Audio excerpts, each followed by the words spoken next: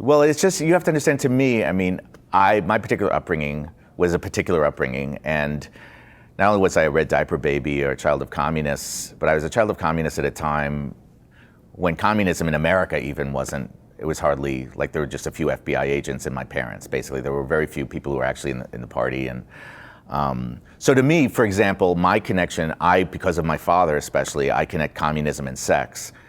Totally, right? Communism and sex, those are not links that most people would make, probably, communism and sex. But communism became, it was everything for my father that was good. It was the search for justice, the idea that the last shall be first. It was working for equality, and it was also for people to be able to express themselves in the most joyous and fulfilling way. So sex, democracy, Judaism all would fall under the rubric of communism to my father, not to everybody.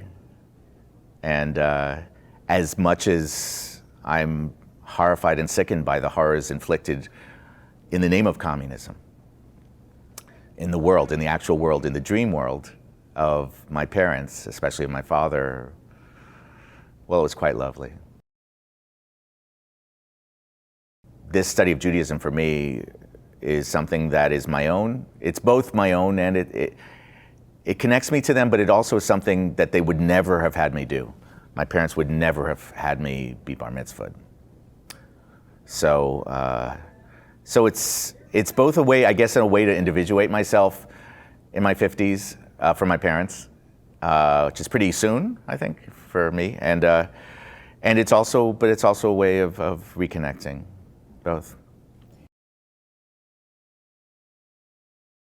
My wife and son are both incredibly moral, ethical people, very loving, and that's the thing I care about.